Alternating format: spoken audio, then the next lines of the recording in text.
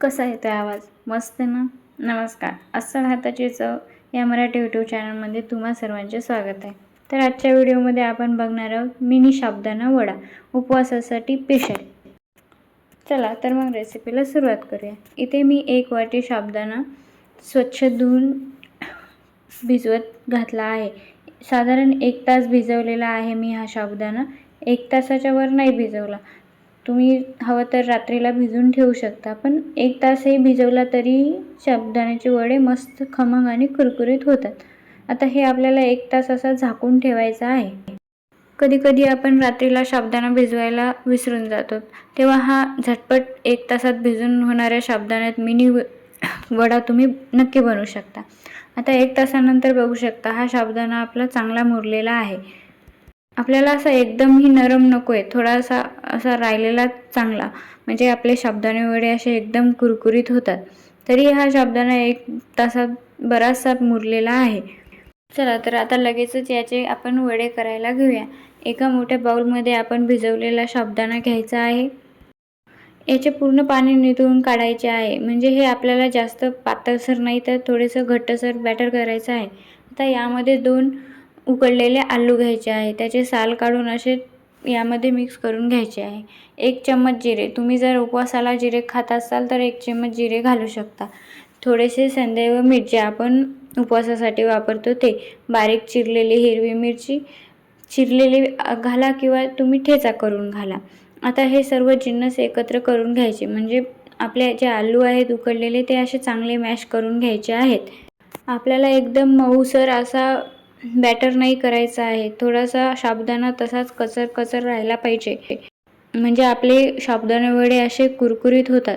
आता यामध्ये मी अर्धी वाटी शेंगदाण्याचा कूट घातलेला आहे. शेंगदाणे भाजून चांगला मिक्सरला त्याचा कूट करून घ्यायचा.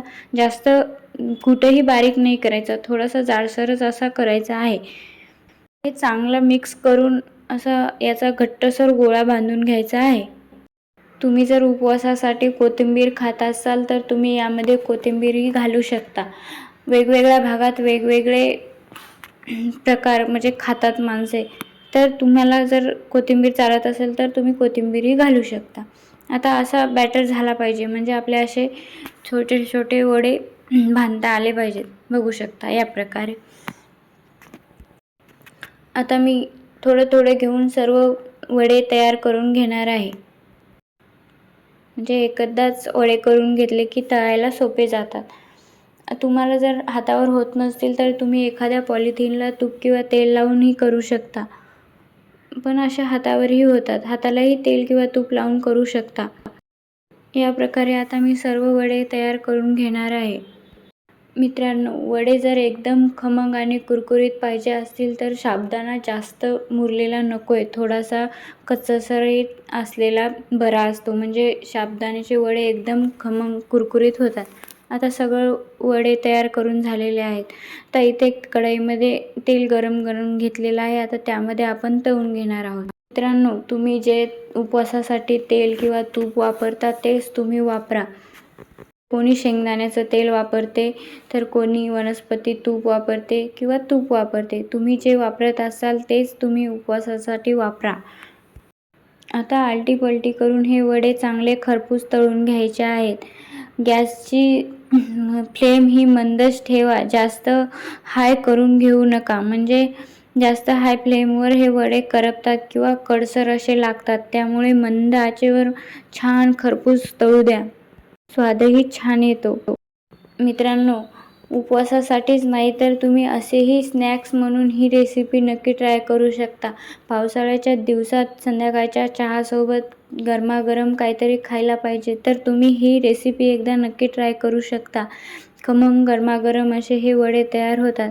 बघू शकता एकदम खरपूस, वरतून खरपूस आणि आतमधून मऊ मऊ असे हे वडे तयार झालेले आहेत. बनवायलाही एकदम सोपे आहेत. व्हिडिओ आवडला असेल तर एक लाईक, शेअर, कमेंट नक्की करा. आणि हो, कमेंट करून नक्की कळवा की तुम्ही हा व्हिडिओ कुठून पाहता, म्हणजे मी तुमचे आभार मानू शकते. नवीन असाल तर चॅनलला नक्की सबस्क्राईब करा. थँक्यू.